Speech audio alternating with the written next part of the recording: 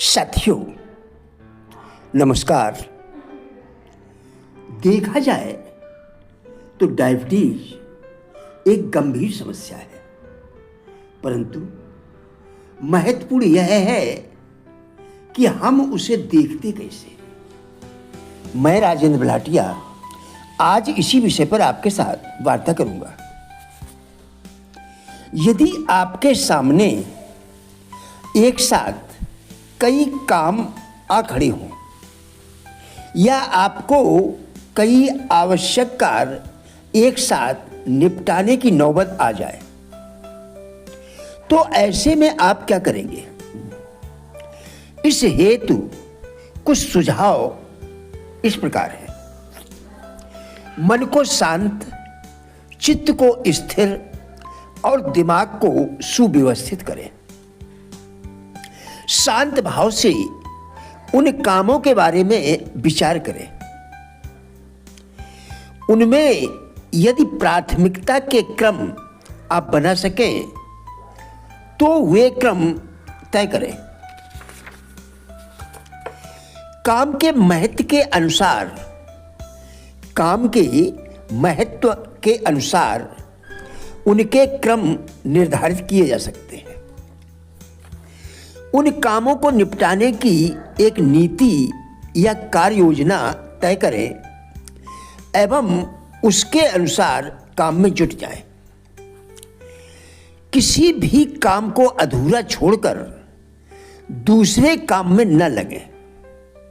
जो क्रम आपने बनाया है उसे अपनी सुविधा एवं जरूरत के अनुसार बदला जरूर जा सकता है।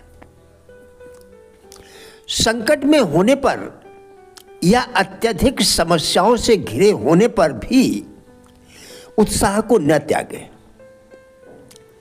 वाल्मीकि रामायण के अनुसार जो मनुष्य निरुत्साह, शोकाकुल एवं दीनहीन रहता है उसके समस्त कार्य बिगड़ जाते हैं और वह बड़े ही संकट में पड़ जाता है। देखा जाए डायबिटीज होने के बाद में बहुत से मरीजों के संपर्क में आया।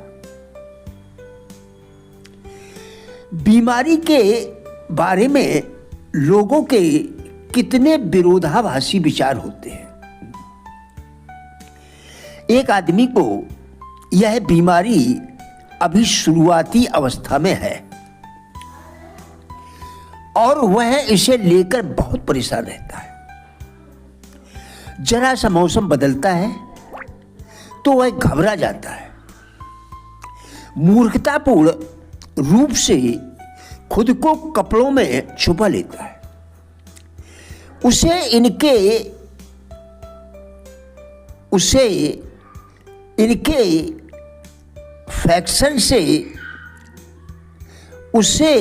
इन्फेक्शन से इतना डर लगता है कि वह सर्दी खांसी वाले आदमियों को देखकर उनसे दूर भाग जाता है।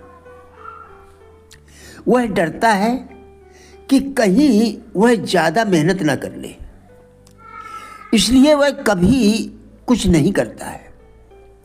उसका ज़्यादातर समय और मानसिक ऊर्जा इसी चिंता में बर्बाद होते हैं कि उसके साथ क्या क्या बुरा हो सकता है।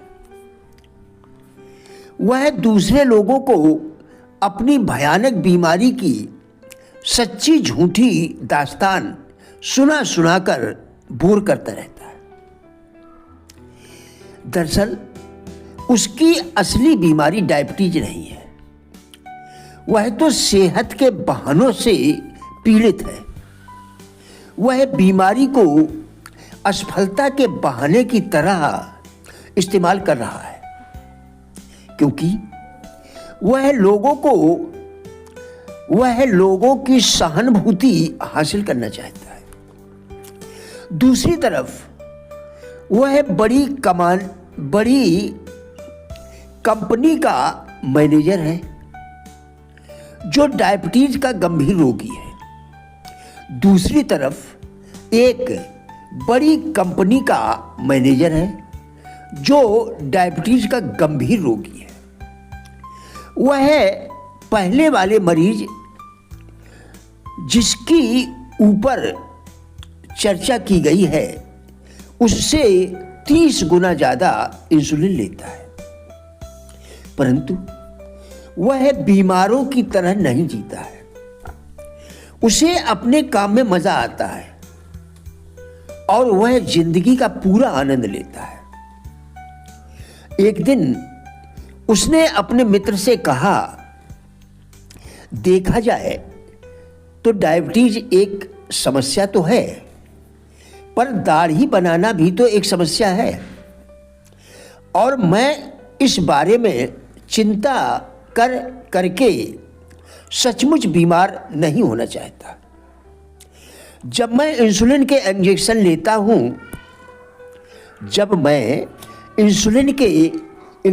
लेता हूँ तो मैं अपनी बीमारी को नहीं कोसता हूँ, बल्कि उस आदमी को दुआएं देता हूँ जिसने इंसुलिन की खोज की है।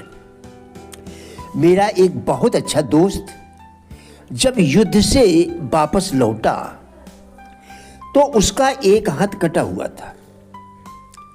उसके बावजूद वह हमेशा मुस्कुराता रहता था, हमेशा दूसरों की मदद करता था। मैं जितने भी आशावादी लोगों को जानता हूं, उन सबसे अधिक आशावादी यह हमारा दोस्त है। एक बार मैंने अपने दोस्त से कटे हुए हाथ के बारे में लंबी चर्चा की। उसने कहा, मेरा सिर्फ एक हाथ नहीं है।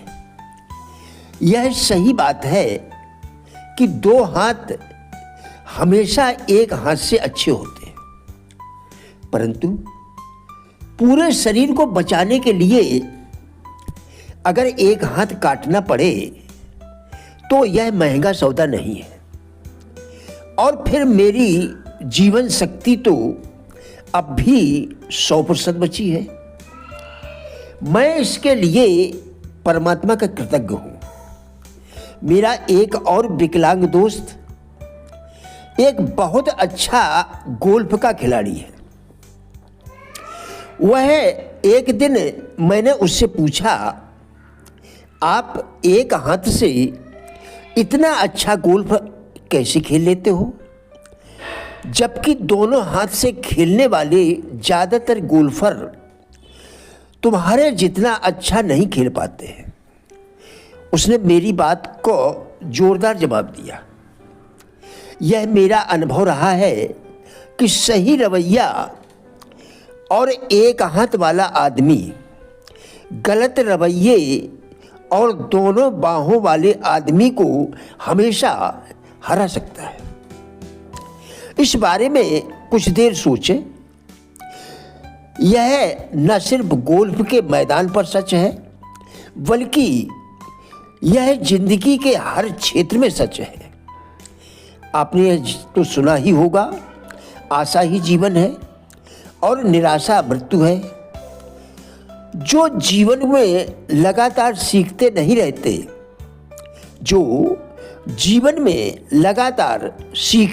रहते, ऐसे लोग ही जीवन से निराश होकर अपना सब कुछ गमा बैठते हैं और जीवन को घुट घुट करके जीने के लिए विवश होते हैं। प्रिय साथियों, हमारा उद्देश्य इन वीडियोस के द्वारा लोगों में जीवन के प्रति सकारात्मक दृष्टिकोण एवं जिज्ञासा पैदा करना है। कृपया वीडियो पूरा देखकर विचार करें, क्या आपके लिए यह उपयोगी है? यदि हाँ, तो कृपया लाइक, शेयर एवं चैनल को सब्सक्राइब करके हमारा भी उत्साह बढ़ाएं। वीडियो देखने के लिए धन्यवाद।